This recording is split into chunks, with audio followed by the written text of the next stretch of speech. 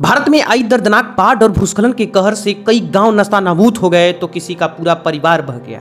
रोते बिलखते बच्चे छूट गए, घर बह गया, कोई रोता है तो कोई भागता है।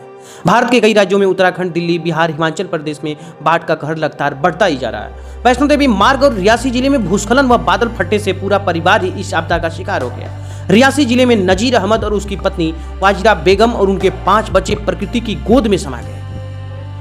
बहुत से लोग लापता भी हैं। वहीं बिहार, पंजाब में भी बाढ़ के मंजर से कईयों की जान चली गई। पानी जब उफान पर आया तो गांवों की गलियां समुद्र जैसी दिखने लगी। छतों पर शरण लिए लोग अपनी आंखों में उम्मीद की आखिरी किरण के लिए आसमान की ओर देखते रहे। शायद मदद कहीं से उतर आए, लेकिन कईयों की किस्मत इतनी मेहरबान नहीं थी।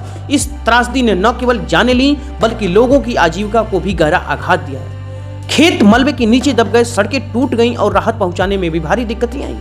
मानवीय संगठनों की टीमें बचाव में जुटी हैं, लेकिन चुनौती बड़ी है। वह मां जो अपने बच्चे को गोद में लेकर ऊंचे मकान की छत तक पहुंची थी, आखिरी लहरों से हार गई।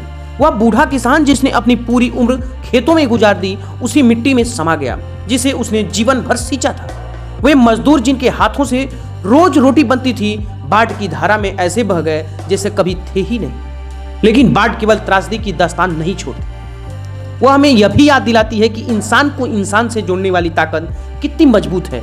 जिन परिवारों ने अपने प्रिय खो दिए, उनके लिए पड़ोसियों ने कंधे बढ़ाए, अनजान लोगों ने रोटी बांटी और 100 सेवकों ने जान जोखिम में डालकर मदद पहुंचाई। भूस्खलन हमें याद दिलाता है कि इंसान कितना भी शक्तिशाली क्यों न हो जाए, प्रकृति के सामने उसकी औकात क्षण भर की है। जरूरत है कि हम विकास और पर्यावरण के बीच संतुलन साधे। पेड़ों की अंधाधुंध कटाई, अनियंत्रित खनन और जलवायु असंतुलन से बचाना ही भविष्य की आपदाओं को रोकने का एकमात्र रास्ता है। नहीं तो इसी तरह से आपदाएं विकराल रूप लेती रहेंगी और आपदा आती रहेगी। हमें अपनी प्रकृति को समझना होगा,